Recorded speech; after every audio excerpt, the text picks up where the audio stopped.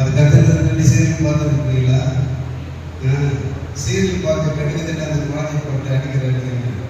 ஏன் என்ன ஒருத்தர் வீட்டுக்கு வரல, நம்ம ஊர் கதையெல்லாம் பேசிக்கிறோம். அந்த நேரத்துக்கு அம்மா அம்மா அந்த சீரியல் சும்மா இருப்போம். அந்த குழந்தை படுற பாடு. ஆனால் சர்ச்சையில் வந்த மட்டும் தெரியாது. இது பிளே கிரவுண்ட் இல்லை, தேவடைய ஆணை. அல்லேலூயா. கர்த்தருடைய ஆலயத்தில் வந்திருக்கிறனா அவரை பயப்பட்டு புஸ்தோடு ஆராதிக்கணும். பிள்ளைகளுக்கு இன்னும் கற்றுக்கணும்.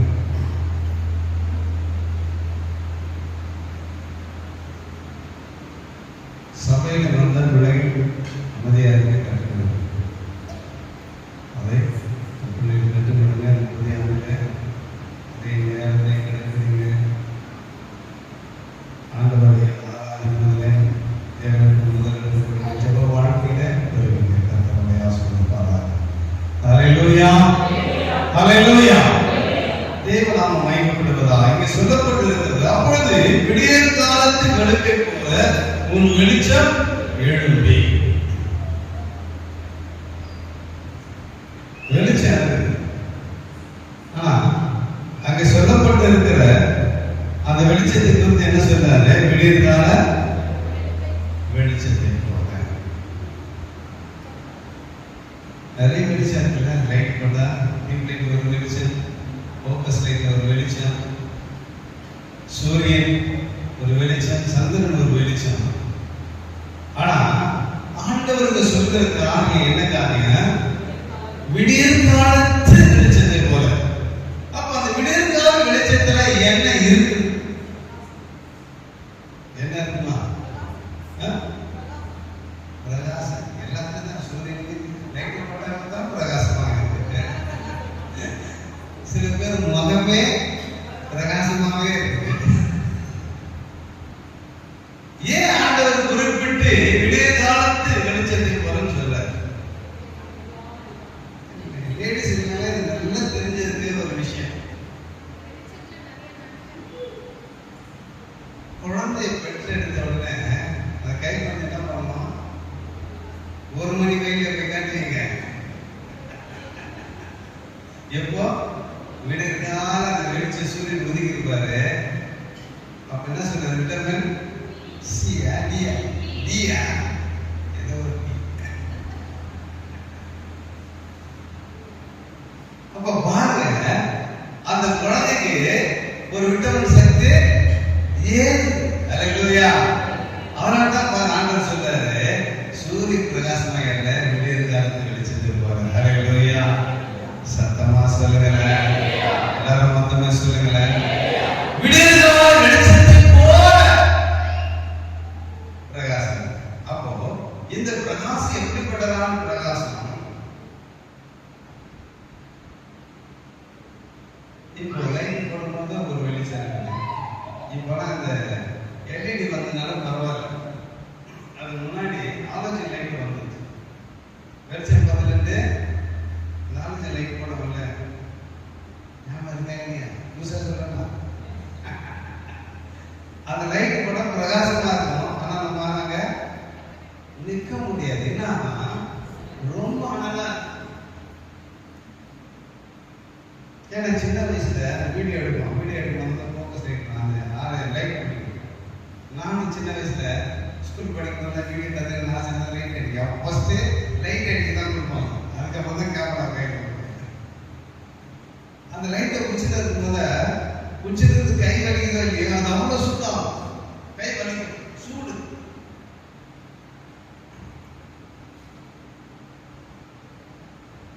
அப்போ எல்லா வெளிச்சத்துக்கும் இந்த வெளிச்சத்துக்கு வித்தியாசம், இந்த பிரகாசத்துக்கும் வித்தியாசம் உண்டு. இது வெளிச்சம் இருக்கும், இது எரிச்சலை உண்டாக்காது. இது என்ன தரும்? ஆரோக்கியத்தை தரும். அல்லேலூயா. சத்தமா சொல்லுங்களேன். எல்லா காரணத்தை தேவனை மகிமைப்படுத்தணும். விடியற் காலத்து வெளிச்சம் எழுப்புகிறது. இது எப்படிப்பட்ட வெளிச்சமா இருக்கிறது? அது எரிச்சல் கூட்டுகிறதாய் அல்ல. அந்த பிரகாசம் ஆரோக்கியத்திற்குரியதான பிரகாசமாக இருக்கிறது. நம்ம சொல்லலாம், யார் கொண்டு போய் இருக்கிறோம்? குழந்தைய கொண்டு போய்.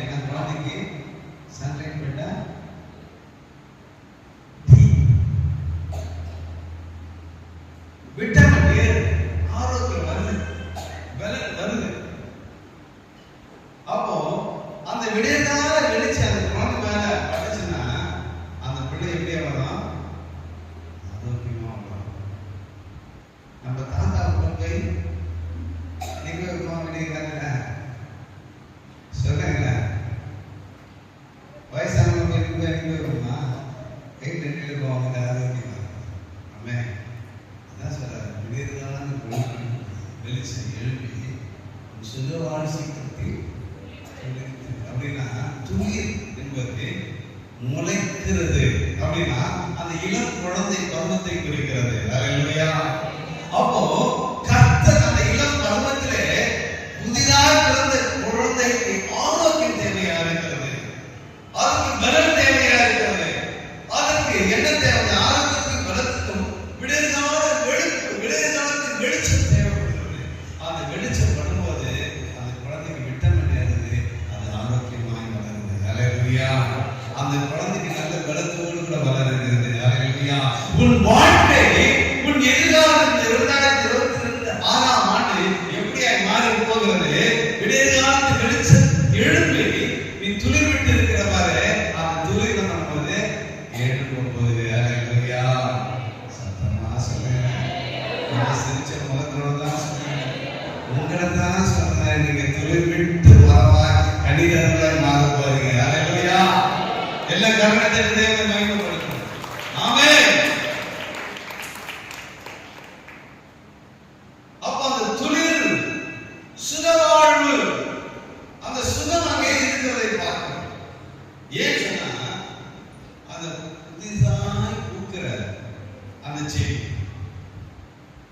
விதையிலே விதைத்திருக்கிற அந்த செடி, துளிர்த்திருக்கிற அந்த செடி வெயில காரணம் சொல்லுங்க, என்ன அது ஒன்னும் பிரயோஜனம் இல்லாத. அப்போ சூரியன் ஒளி தேவை, ஆனா எப்ப தேவை? விடியற்காலத்துக்கு தேவை. அல்லேலூயா. சத்தமா சொல்லுங்க. அது 12 மணி 1 மணிக்கு வச்சா என்ன கருகி போயிடும். அப்படின்னா என்ன அர்த்தம்? அதிகாலையில் தேடுகிறவன் கண்டடைவான். சத்தமா ஒரு சொல்லுங்க. எல்லாரும் மொத்தமா சொல்லுங்க. ஆமென். அதிகாலையில் தேடுகிறவன் கண்டடைவான். அப்போ அங்கே துளிர்கிறது எங்கே? அதிகாலையிலே. தேவ வெளிச்சம் பிரகாசிக்கிறது எப்போ? அதிகாலையிலே. அந்த பிரகாசம் நமக்குள்ள எப்படி எழும்புகிறது? தேவனை தேடும்போது. ஆமென். என்ன சொல்றாரு? வாசிக்கும் யோவான் 12ஆம் அதிகாரம் 46ஆம் வசனம் வாசிக்கும்.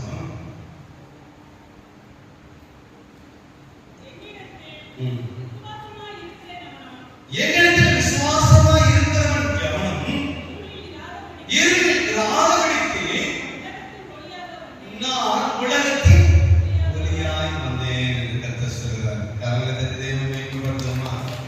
ஆண்டவர் ஒளியாய் இருக்கிறாரு.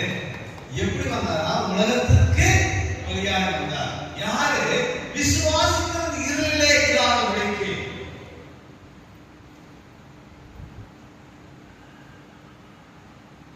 அப்ப இருள் நாம் ஜெபத்துல சொல்லுவோம், இருள் ராக்காலம், இருள் நிராகாரத்தை குறிக்கிறது. அது ஒருவரும் கிரியை செய்யக்கூடாத ராக்காலம். அந்த விடியற்காலம் என்பது என்ன?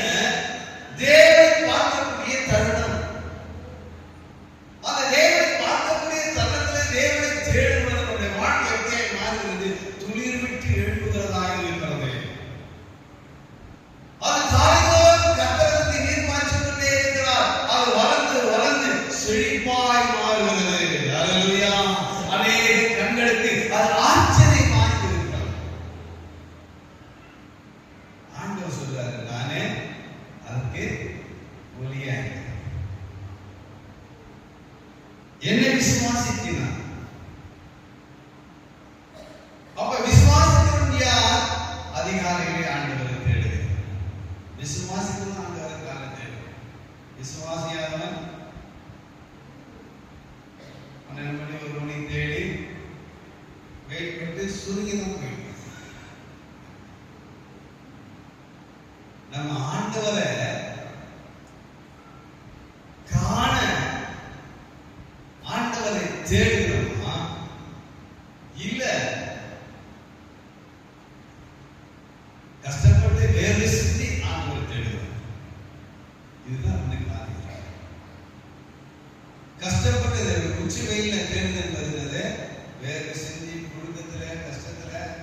ஐயா அதெல்லாம் தேவையா? இப்ப ஏசி பாருங்க அப்படி சொன்னீங்கன்னா கரண்டே கட்டாயிட.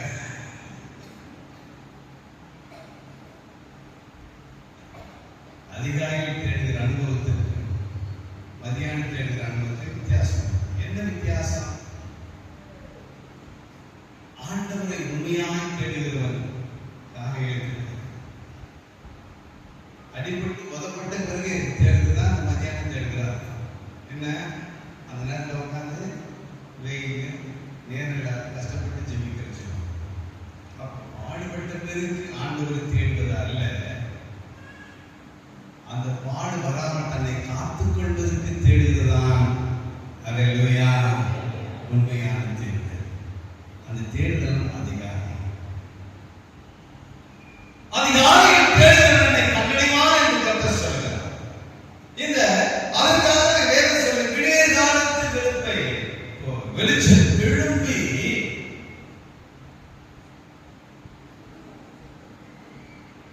அப்ப விடிய காலத்து வெளிச்சம் எழும்புது அந்த பலனை நம்ம பெற்றணும். ஆண்டவரை தேடுகிற தேடுதல் அவசியமாக இந்த புண்ணியாண்டுகளாய் வந்திருக்கிற நாம் அனைவரும் ஆண்டவரை தேடுவதாக இருக்கிறோம். அல்லேலூயா. ஆண்டவரை தேடும்போது கர்த்தர் உன்னை முளைக்க பண்ணுகிறவராக இருக்கிறார். உன்னை செழித்து ஓங்கு வளர செய்கிறவராக இருக்கிறார். நாம் தேடுதல் எப்படிப்பட்டதாக இருக்கிறது என்பதை நாம் சிந்தித்து பார்க்க வேண்டும். அவரை காண வேண்டும் என்று தேடுகிறோமா?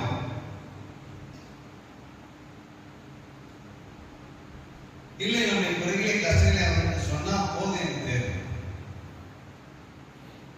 குறையை சொல்ல தேடுவது தேடுதல் அல்ல, குறை இல்லாமல் வாழ்கிற வாழ்க்கை அவசியமானது. அந்த குறை இல்லாமல் வாழ்க்கையில் வாழணும்னு சொன்னா நான் ஆண்டவரை காரியங்களை தேடணும். தேடும்போது வாழ்க்கையில் எல்லாம் குறைகளை கர்த்தர் மாற்றுகிறவராக இருக்கிறார்.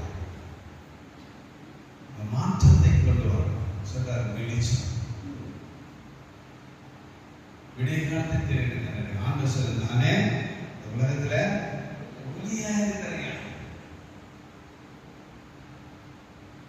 என்ன மாற்ற நினைச்ச காலையில விட்டமின் டி பெற்றுக்கொள்ள.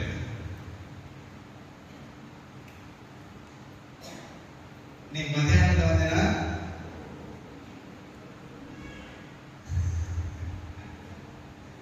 வெயில கஷ்டப்பட உன் தேடுதல் எப்படிப்பட்டதாக இருக்கிறது? நம் ஆண்டவரை தேடுதல் எப்படிப்பட்டதாக இருக்கிறது? எழுப்பி பிரகாசிக்கிற வாழ்க்கை நமக்கு தேவை. கஷ்டப்படுகிற வாழ்க்கை அல்ல. அப்போ இன்றைக்கு நாம் இந்த உலகத்துல பார்க்கிற அந்த பார்வை, இந்த உலகம் நம்ம பார்த்துட்டே இருக்குது. அநேகமாக பேசுகிறார்கள், இவர்களும் ஆலயத்துக்கு போகிறார்கள், இவர்களும் ஆண்டவரை தேடுகிறார்கள், இவர்கள் தெய்வம் தான் உண்மையான தெய்வம் என்று சொல்லிக் கொண்டிருக்கிறார்கள்.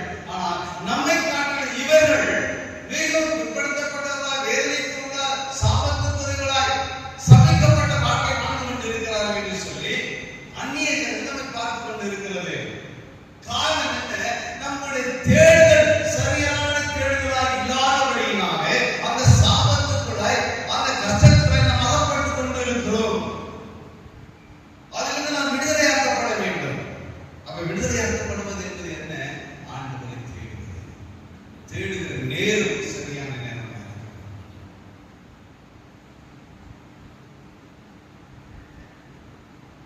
இந்த வயசான பின்னாடி உட்கார்ந்து கார்பரேஷன் ஸ்கூல் படிச்சு நிறைய பேர் இருக்கு இல்லையா? கவர்மெண்ட் ஸ்கூல்ல படிச்சீங்க என்ன? கவர்மெண்ட் இல்லை அசிங்கமாக. ஆனா அந்த நாள் எல்லாம் கவர்மெண்ட் ஸ்கூல் தான். கான்வென்ட் ஸ்கூல்லாம் நிறைய கிடையாது. அப்ப மதியானம் சாப்பாடு போடாம தெரியுமா? பெல் அடிச்சாங்க, ஸ்கூலுக்கு போறவங்க சாப்பாடு தடுத்துக்கிட்டு வேகமா போகணும். கொஞ்சம் நேரம் ஆச்சுன்னா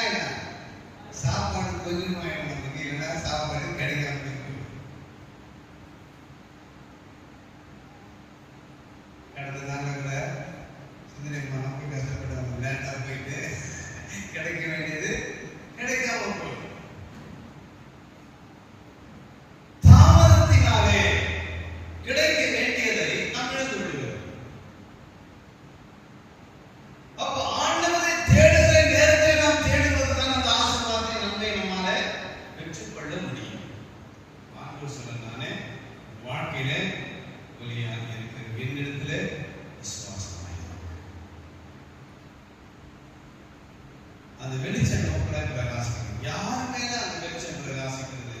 என்னை விசுவாசிப்பதன் மேல அந்த ஒளி இருக்கிறாங்க. அப்ப விசுவாசிக்கிறவன் யார்? வாசிப்போம். சங்கீதம் புத்தகம் 97ஆம் சங்கீதம் 11ஆம் வசனத்தை வாசிங்க.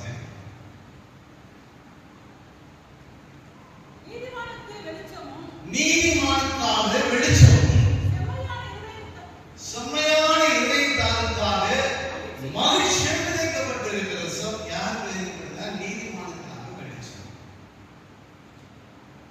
இந்த விடிய காலத்து வெளிச்சம் எழும்புகிறார். அந்த விடிய காலத்து வெளிச்சம் யார் மேல இருக்குன்னா, சொல்லுங்களேன், கேட்கிறீங்களா? தூங்கிட்டீங்களா?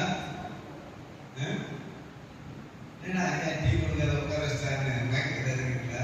முடிஞ்ச உடனே டீ ஸ்நாக்ஸ் எல்லாம் இருக்கு. ஆமென்.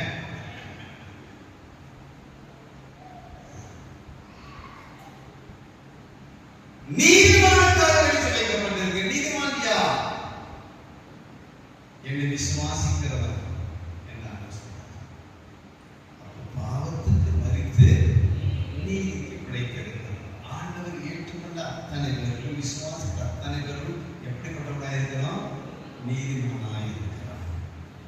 நீதிமானா ஆக்கப்பட்ட நாம் எப்படியா இருக்க? வெளிச்சத்தின் பிள்ளைகளாய் மாறிவிட்டோம். அந்த வெளிச்சம் நமக்குள்ள நீடித்திருக்கிறோம் சொன்னா ஆண்டவர் சொன்னது போல நாளை உலகத்தின் மொழி என்னை விசுவாசிக்கிற அந்த வெளிச்சத்தில் நடப்பான் என்று சொல்றார். அப்ப நீதிமானா இருந்தாலும் அந்த வெளிச்சம் பிரகாசிக்கும். நம்ம அநீதிமானாய் மாறிட்டா, பாவியாய் மாறிட்டா, தேவனுக்கு பிரியப்படாத காரியத்தை செய்தா நான் எப்படியா மாறுவேன்? நீதிமானாய். நீதிமானாய் என்ன நடக்கும்? வெளிச்சம் இருக்காது. விடிய காலத்து வெளிச்சம் என்ன ஆகும்? முளைச்ச செடி அப்படியே போயிடும். ஆமென். நாம் வளர்ந்து செய்திருக்கணும்னு சொன்னா நாம் செய்ய வேண்டியது நீதிமானா இருக்கணும். ஆண்டவர் சொன்னார், என்னை விசுவாசிக்கிறவர், என்னை விசுவாசிக்கிறவர் என்று சொல்கிறார். நம்ம ஆண்டவரை விசுவாசிக்கிறோம். அவரை விசுவாசிகள் எத்தனை பேர்களோ அத்தனை பேர்களும் நீதிமானாக்கப்பட்டு ரட்சிக்கப்பட்டு ஞானஸ்நானப்பட்டு நீதிமான்களாய் மாற்றப்பட்டிருக்கிறார். அந்த விசுவாசத்தினாலே நாம் நீதிமானாக்கப்பட்டிருக்கிறோம். அந்த வெளிச்சம், விடியற்காலத்து வெளிச்சம் யாரு? ஆண்டவரை குறிப்பிடுவதானே அந்த வெளிச்சம் என்று சொல்கிறார். அந்த வெளிச்சத்தை நாம் பெற்றுக்கொள்ளணும்னு சொன்னா நாம் எல்லாம் என்ன பார்க்கணும்? நீதிமானாய் மாறணும்னா பாவத்திற்கு மனம் திரும்பி ஆண்டவரை தேடுகிற அனுபவத்துக்குள்ளாய் வருகிறவர்கள். ஆண்டவரை தேடுகிற அனுபவத்துக்குள்ளாய் வாழணும்.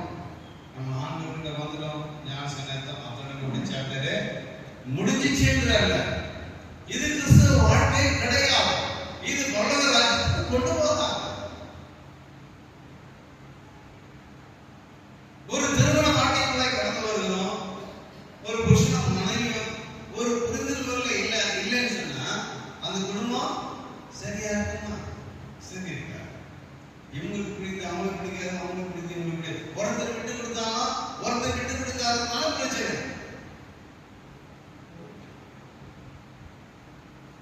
ஒருவர் கோபப்படும் போது ஒருவர் விட்டு கொடுக்கணும், அவரும் கோபப்படும் போது இவங்க விட்டு கொடுக்கணும். ரெண்டு பேரும் விட்டு கொடுக்க மாட்டேன்னு அந்த குடும்பம் சரி பிரிவை சண்டை.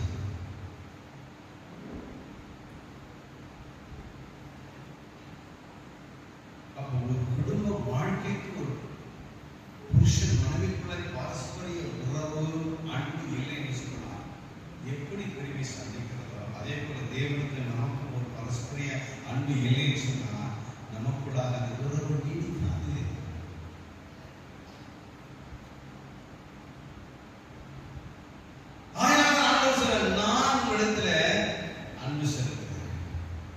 நீங்களும் அநேகரிடத்துல அன்பு செலுத்துங்க, சகோதரனிடத்துல அன்பு செலுத்துங்க. நான் உங்களுக்கு சிநேகிதனாய் இருக்கிறேன், நீங்களே இடத்துல சிநேகிதனாய் இருக்க.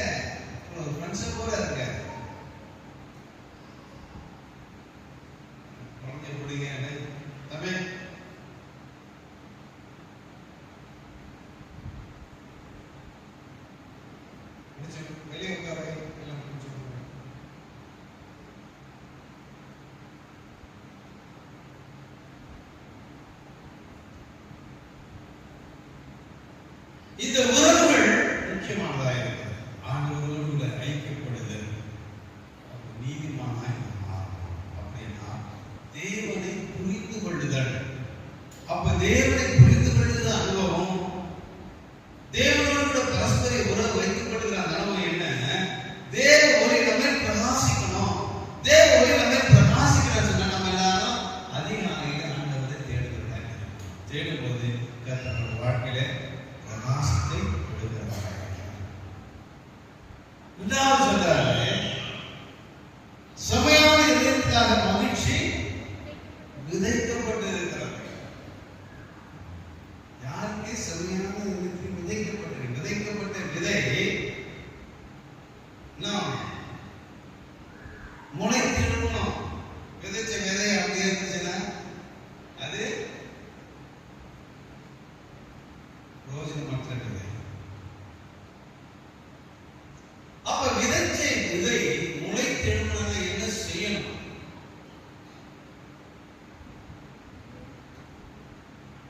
என்ன செய்யணுமா?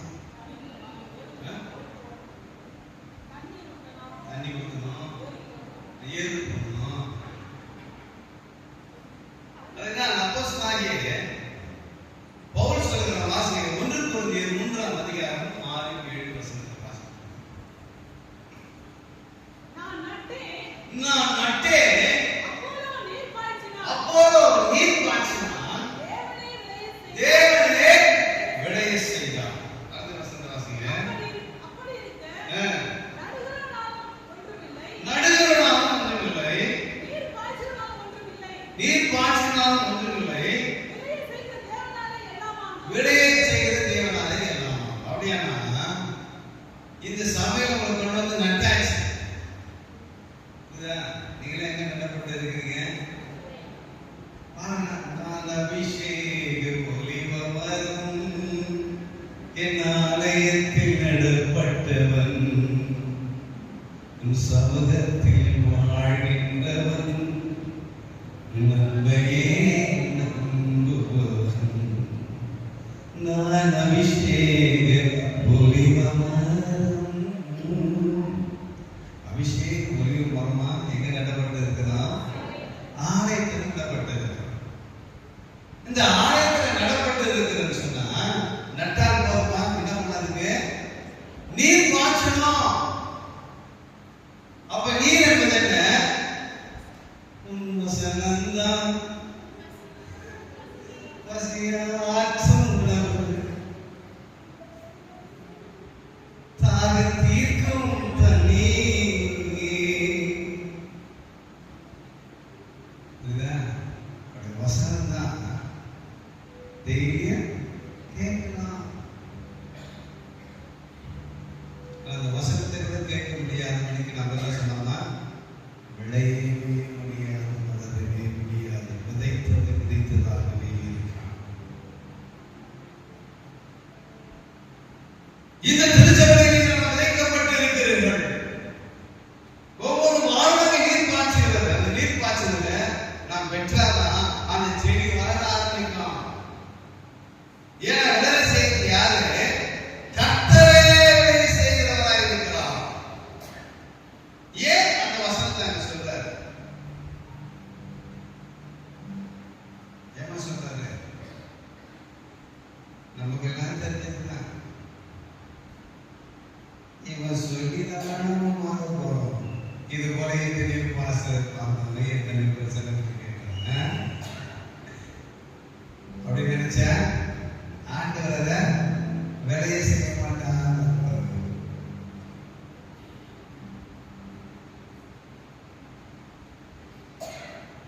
அந்த மன்னாவை ருசிக்கணும். அந்த மன்னாவுக்கு முறுமுறுப்பு ஏற்படுத்தக்கூடாது.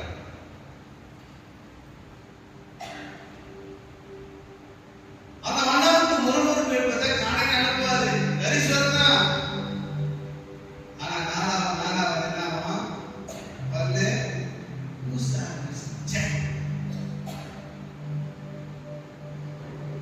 நம்ம உடனே போனாலும் பிரியாணி செய்வோம் இல்லையா? அது என்ன சாப்பிடும்? மீந்துரும், நைட்டு சாப்பிடும். அதே நாளைக்கு தான் திருப்பி சாப்பிடுமா?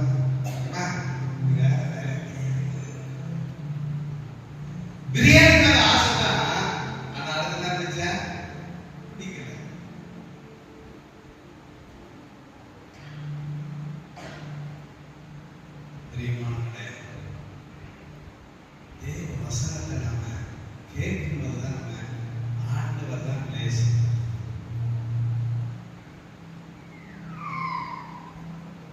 பிரியாணி சரியாக தான் இருக்கு. ஆனா அது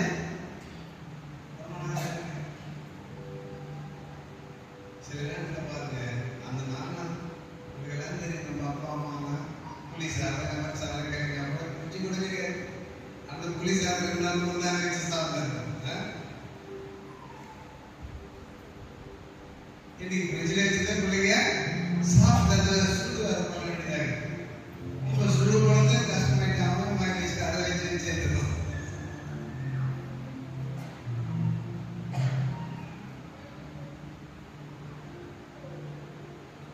அன்னைக்கு புளி சாதத்தை ஃப்ரிட்ஜில் வைக்காத 2 நாள் 3 நாள் சாப்பிட்டு நம்ம எல்லாம் ஆரோக்கியமாக தான் இருக்கிறோம். இன்னைக்கு பிரியாணி சாப்பிட்டுனா இங்கே வலிக்குது அங்கே வலிக்குது பல வலிகள். சின்ன வயசுல கண்ணாடி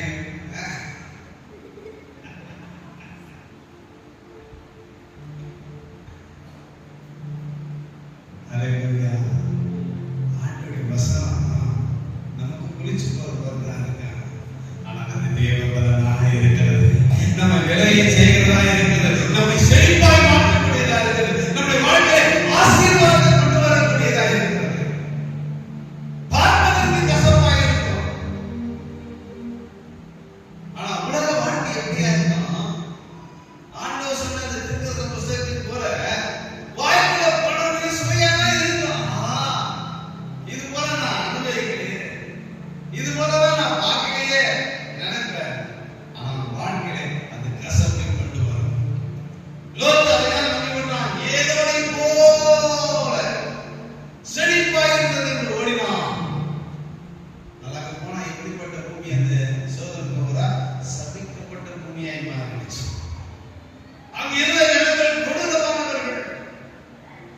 இவன் நீதிமன்றாய் இருந்தாலும் அந்த தேசத்துக்குள்ளே போனபோது இவனுக்கு தாக்கிற்குள்ள அகப்பட்டுக் கொண்டான். ஆபிரகாம் லோகம் பிரிந்தது காரணம் என்ன? எதுக்காக பிரிஞ்சாங்க? எதுக்காக பிரிஞ்சாங்க? சொத்து சட்டம். என் சொத்து மாட்டு மந்தைக்கு, என் ஆட்டு மந்தைக்கு, உங்க வேலைக்காரங்க என் வேலைக்காரங்க பிரச்சனையா? ஆடு மேய்க்கும் போது இந்த ஆடு என் ஆடு, அவன் ஆடு என் ஆடு, 2 பேருக்கு ஏறாம இருந்துச்சு. இப்போ ஓடி வரான், ஆடை இல்லை மாடை இல்லை வேலைக்காரன் இல்லை, தான் உயிர் பொழிச்சாலும் ஓடி வந்தது. பிரியமானவர்களே, உலக வாழ்க்கை பார்வைக்கு செழிப்பாய் இருக்கும், ஆனால் நம்முடைய அழிவுக்கு கொண்டு போகிறதா இருக்கிறது. ஆண்டோட வெளிச்சம் எப்படியா இருக்குது? விடிய காலத்து வெளிச்சம் போல உங்களதான் இடுவோம். ஆனா அது எப்படியா இருக்குது? விட்டமின் டி சத்துக்குரியதா இருக்குது. ஹல்லேலூயா. அது பொறுமையான இடுவோம். நீ முளைச்சிருக்கிற மலை சின்னதாக இருக்கலாம், அது வளர வளர வளர வளரத்தான் அது செழிப்பாய் மாறும். ஹல்லேலூயா. கர்த்தரை தேவனை மகிமைப்படுத்துமா? நம்மை செழிப்பாய் மாற்றுகிறது நம்முடைய ஆண்டவராகிய கர்த்தர். நம்முடைய பார்வை எதை நோக்கி இருக்கிறது? ஆண்டவரை நோக்கி இருக்கிறதா, உலகத்தை நோக்கி இருக்கிறதா? இதுதான் இன்றைக்கு முக்கியமான ஒரு காரணம். ஆண்டவர் இன்றைக்கு நமக்கு கொடுக்கிற வாக்குத்தத்தமானது சுகவாழ்வு. இந்த சுகவாழ்வு இந்த தலைப்பில் தான் இன்றைக்கு நாம் பேசிக் கொண்டிருக்கிறோம், உரையாடி கொண்டிருக்கிறோம். இந்த சுகவாழ்வு எங்கே இருக்கிறது? விடைகாலத்து வெளிச்சத்தை தேடுகிற அந்த குரலை காட்டும் அந்த பலன் எப்படி கிடைக்கிறதோ, அதிகாரத்தை தேடுகிறவருடைய வாழ்க்கையில் அந்த பலன் கூடி வருவதை நாம் பார்க்கிறோம், அந்த செழிப்பு வருவதை பார்க்கிறோம், நாம் முளைத்திருப்பதை பார்க்கிறோம், எதிர்காலம் செழிப்பாய் மாறுவதை பார்க்க முடிகிறது.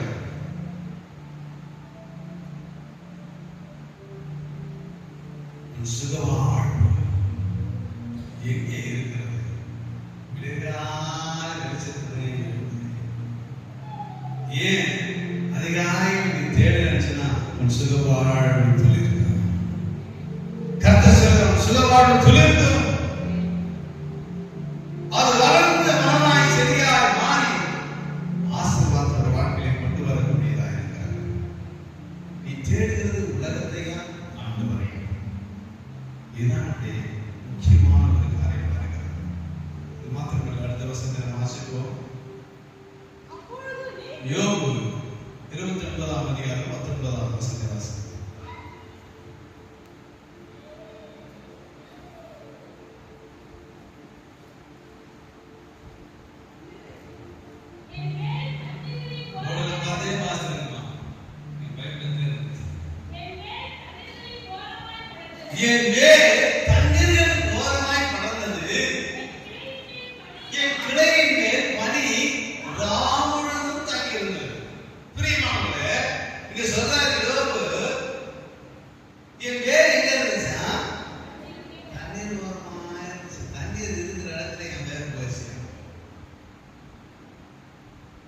என் கிடை மேல என்ன இருந்துச்சு? பனி. சொல்லாத காலத்து இருக்கு. இப்ப பாத்தீங்கன்னா அந்த பனிகாசெல்லாம் நம்ம இருக்கிறோம். இந்த புல்லாம் என்ன இருக்கும்? செடிலாம் பனி.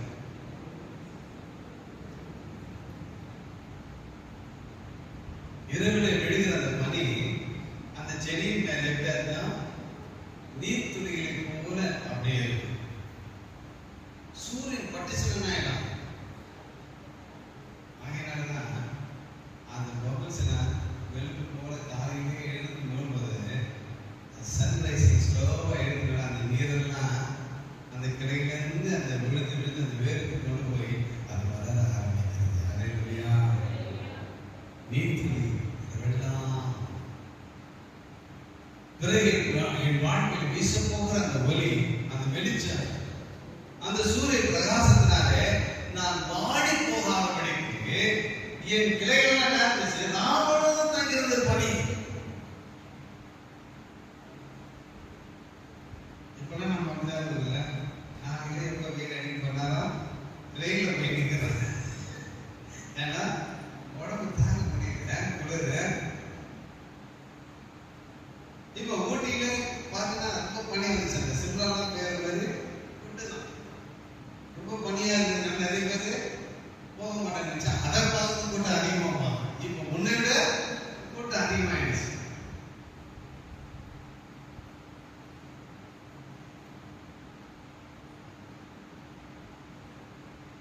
ஏழு நாட்கள் நடந்த ஒரு சம்பவத்தை வேறு எங்கே வச்சு தண்ணீர் வரும் செழிப்பான வாழ்க்கை. ராம் முழுவதும் அந்த பணியினாலே அந்த கடையெல்லாம் நினைந்து கொண்டிருந்தது. நீ கர்த்தரை தேடுவது உன் வாழ்க்கை அப்படியாய் மாறும். அல்லேலூயா. ஒரு வேறு தானா தண்ணீருக்குள்ள போகுது. தண்ணீர் என்பது தேவ வசனத்துல பாய்ந்து கொண்டே இருக்கணும். வேற அந்த வசனம் பாய பாய பாய பாய அந்த மரங்கள் உறுதியாக்கப்படும். அல்லேலூயா. உறுதியாக அசைக்க முடியாத ஒரு மரமாய் தேவ ராஜ்யத்தில் கட்டப்பட்ட ஒரு மரமாய் உன்னை மாற்றுகிறார். கர்த்தருடைய பலமையான கரம் இன்னைக்கு உன்னை எல்லாரும் மாற்றுகிறார். உன் சுகவாழ்வு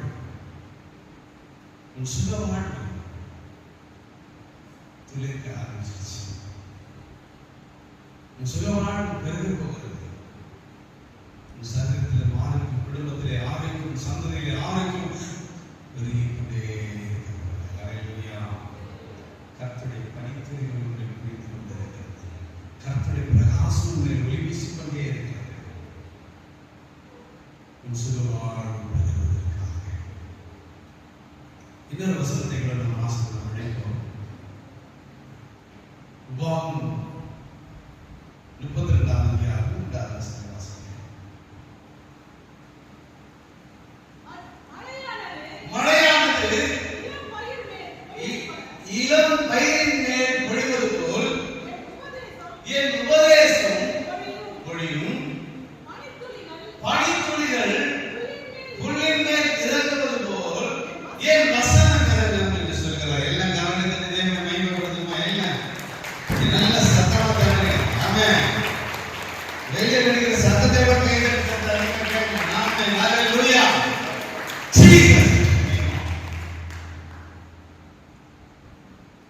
சொல்லுங்க. கரெக்டா சொல்றாரு. மழையான இளம் பயிர் மேல் பொழிவது போல என் உபதேசம்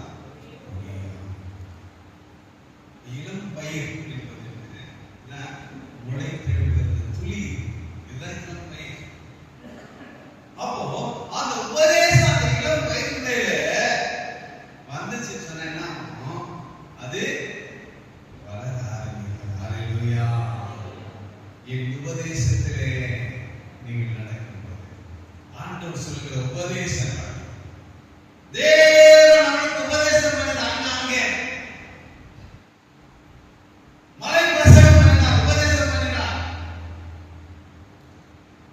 அந்த வசனங்கள் அவருடைய வார்த்தைகள் எல்லாம் எப்படியா இருக்குது?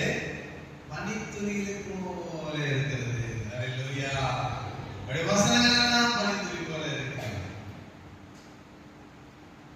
அது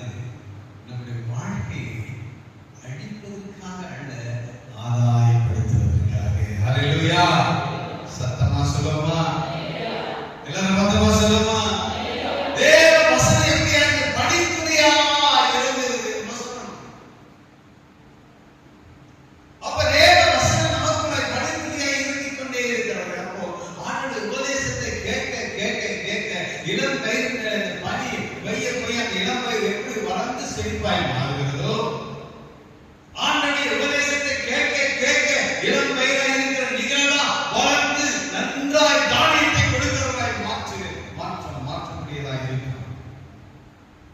அப்பதே உபதேசம் என்பது அவசியமாக இருக்கிறது. தேவ வசனம் என்பது அவசியமாக இருக்கிறது. உபதேசத்தை எங்க கேட்கணும்? தேவ சபையில் வந்து கேட்கணும். வசனத்தை எங்க தேடணும்? வீட்டில் உட்கார்ந்து தேடணும். இங்க தேடி வீட்டில் போய் படிச்சுக்கிறது கிடையாது.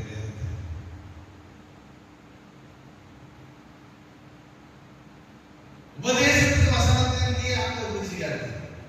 வசனத்துக்கு உபதேசம் பண்ணப்படுகிறது வசனத்தின் அடிப்படையில். அப்ப இந்த வசனம் இறங்கணும். இறங்கணும்னா டெய்லி அந்த வசனம் படிக்கப்பட இந்த வசனம் வீட்டுல இறங்கணும். இறங்க எது நன்மை, எது தீமை, எது செய்யணும், எது செய்யக்கூடாதுன்னு அதை இறங்கி நம்ம மாற்றிக்கிட்டே இருக்கோம்.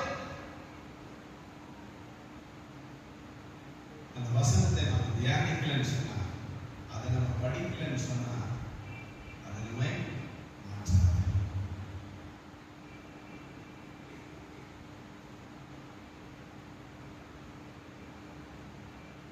ஏன்னா நாம சில நேரத்துல எதை நம்ம அதிகமா கேட்கிறோமோ அதை தான் திருப்பி வரும். தெரியுங்களா? ரோட்ல நம்ம போயிட்டு இருந்துச்சு, சினிமா பாட்டு பாடிட்டே இருந்துச்சு, நான் போயிட்டு வந்தேன். ஆட்டோமேட்டிக் நம்முடைய வாய்ஸ் வந்து எல்லாரும் வந்து ஏன் சினிமா பாட்டு கூட ஓடுங்க, இந்த கோயிலுக்கு இருந்தது அந்த பிசாசு பாட்டு 24 மணி நேரம் பாடும்.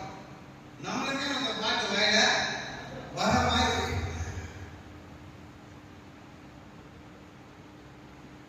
அதை வச்சு ஒரு நிமிஷம் ஒரு ரேடியோ போடுங்க. என்னடா சர்க்கரை வராது, கத்தரை பாட்டு சர்க்கரை வராது, என்னடா அந்த பாட்டு பாட்டுங்கிறது அந்த டிவியை போயிட்டு வந்தாங்க. புக்கெடு கத்தரை நீ பாடு சர்க்கரை குழந்தை கொடுத்து கத்தரை போற இடத்துல அந்த பாட்டு பாடிக்கிட்டே என்னடா பாட்டு பாடுறது பிடிக்கல அதெல்லாம் ஆஃப் பண்ணிச்சு. ஆனா அது ரிப்பீட் ஆகிட்டே இருக்கு. ஏன் சொல்றேன்னு சொன்னா, இந்த வசனம் நமக்குள்ள இருக்குமானால், அந்த வசனம் நமக்குள்ளாய் அதை சுற்றி கொண்டே இருக்குமானால் நம்மை மாற்றக்கூடியதாக இருக்கிறது, நம்மை சுத்திகரிக்கக்கூடியதாக இருக்கிறது, நம்மை நல்லுடைய நடத்தக்கூடியதாக இருக்கிறது. அந்த வசனத்தை நாம் தியானிக்க நம்முடைய வாழ்க்கையிலே ஒரு புதுமையானதை காண முடியும். மாற்றத்தை கொண்டு வருகிறது தேவ வசனம் மாத்திரமே.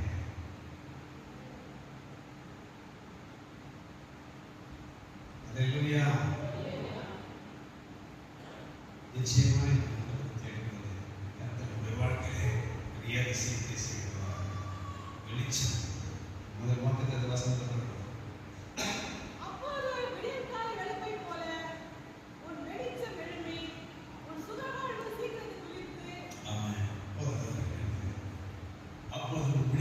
வெளிச்சத்துக்கு வரும். வெளிச்சம் எழுப்பி சுகவாழ்வு சீக்கிரத்தில் சுகவாழ்வு சீக்கிரத்தில் தொழிற்கணும் என்று சொன்னார். அப்படி வெளிச்சம் மேலே எழுப்பணும். எந்த வெளிச்சம்? அதிகாலையிலே தேடுகிறார். இந்த அதிகாலையில நாம் பார்த்தோம் வெள்ளம் கிடைக்கிறது. அந்த அதிகாலை என்ன கிடைக்கிறது? பனி துளிகள் அந்த செடியின் மேல் படுகிறதாக இருக்கிறது. அது செழித்தோங்கி வளர்வதற்கு அது ஆசீர்வாதத்தை கொடுக்கக்கூடிய பனி துளிகள். அது தேவ வசனத்தை குறிக்கிறது. அந்த வெளிச்சம் ஆண்டவர் நானே வெளியே சொல்கிறார். ஆண்டவரை தேடுவதை குறிக்கிறது. ஆண்டவரை நாம் தேடுவது தேவன் நமக்கு உபதேசம் பண்ணுவார். அந்த உபதேசம் தேவ வசனமா நம்மை பனி துளிகளாய் வளர வளர அந்த விதையாய் இல்லாதபடிக்கு அது துளித்து பெரிய மரமாய் கனிதரத்தக்கதாக கர்த்தர் மாற்றுகிறவராக இருக்கிறார். அல்லேலூயா, அல்லேலூயா. நல்ல கண்களை மூடி ஆண்டவரை நிற்க சொல்லுவோம். அவையானவரை ஸ்தோத்திரிக்கிறோம், அவரை துதிக்கிறோம். பரிசுத்த வல்லவரே, மாறாத தேவனே உமக்கு நன்றி. கிருபையின் இரக்கமுள்ளவரே உமக்கு நன்றி. இந்த பரிசுத்த ஆவியினால் வல்லமையினால் நிரப்பி காத்துக் கொள்கிறார். தெய்வீக கிருபை ஆண்டவரே, மூடிக்கொள்ளட்டும். ஹalleluya, ஹalleluya. நன்றி நன்றி நன்றி நன்றி. இயேசுவே எனக்கு எடுத்துரைத்தார். ஹalleluya. உங்க கிருபை வேண்டுமே, உங்க கிருபை போதுமே, உங்க கிருபை இல்லாம நான் ஒன்றும் இல்லையே இயேசுவே.